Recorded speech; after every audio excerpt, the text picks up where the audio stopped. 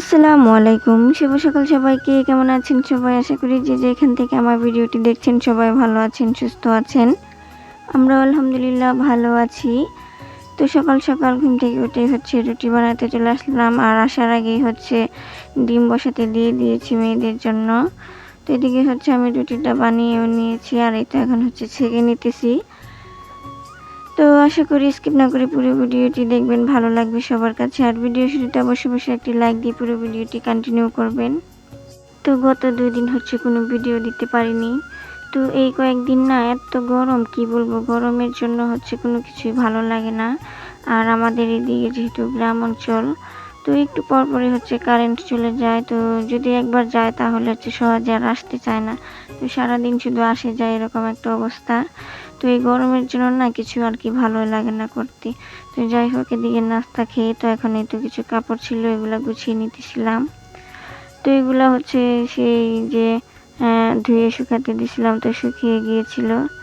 তো সেগুলাই এখন গুছিয়ে নিচ্ছিলাম। আর এই ভিডিওটা সেই শুক্রবারের করা ছিল। আর ভিডিও করে রেখেছিলাম, কিন্তু এডিট করার কারণে তো ভিডিও আপলোড দিতে পারিনি।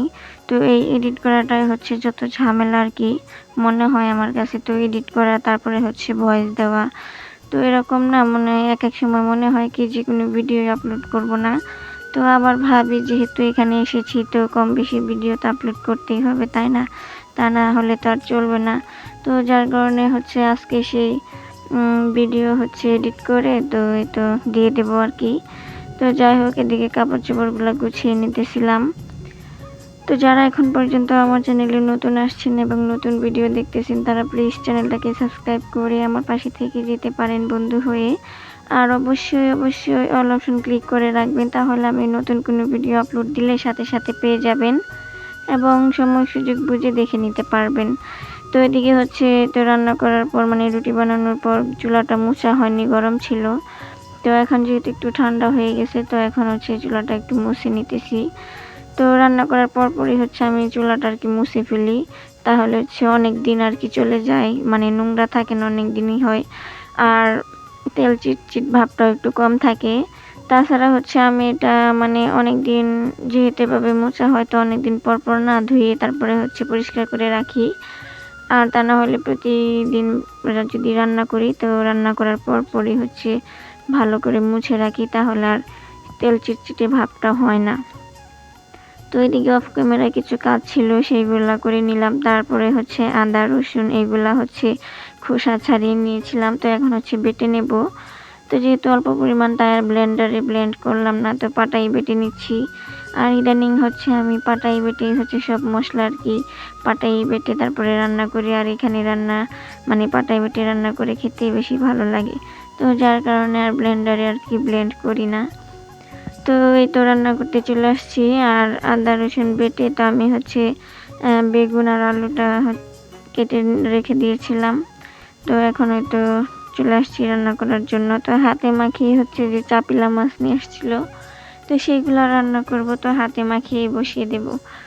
তো এখানে পেঁয়াজ, কাঁচা মরিচ, হলুদ গুঁড়া, মরিচ গুঁড়া, ধনিয়া গুঁড়া, লবণ আর এই তো তেল দিয়ে দিলাম। তো এখন হালকা করে একটু আলতো করে মাখাবো।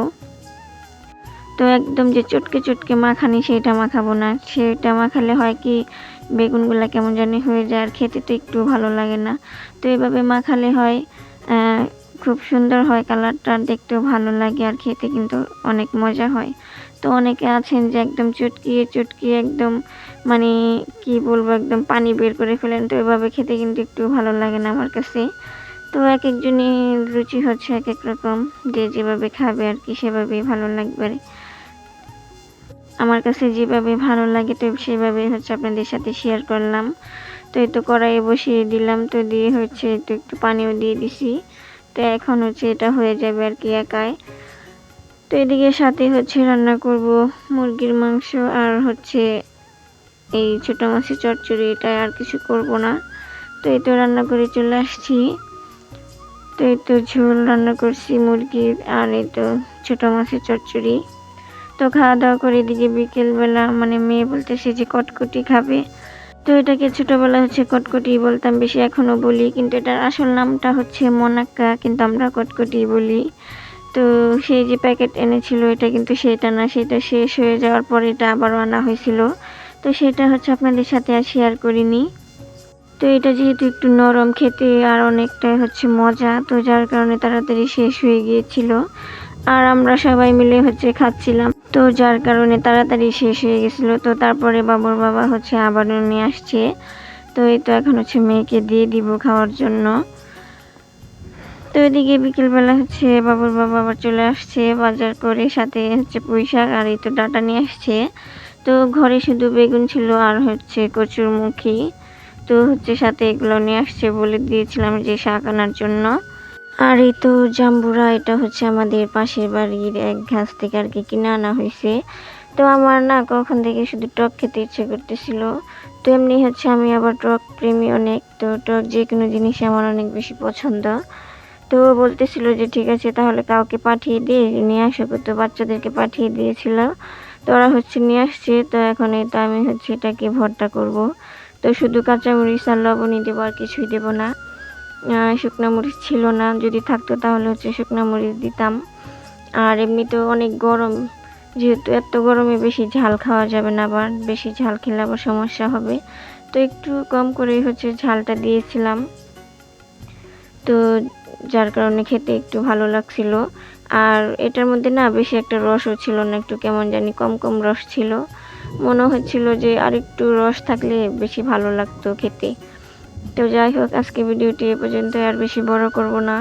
সবাই ভালো থাকবেন, সুস্থ থাকবেন। তো দেখা হবে নতুন কোনো ব্লগে। তো সবাই ভালো থাকুন, সুস্থ থাকুন। আল্লাহ হাফিজ।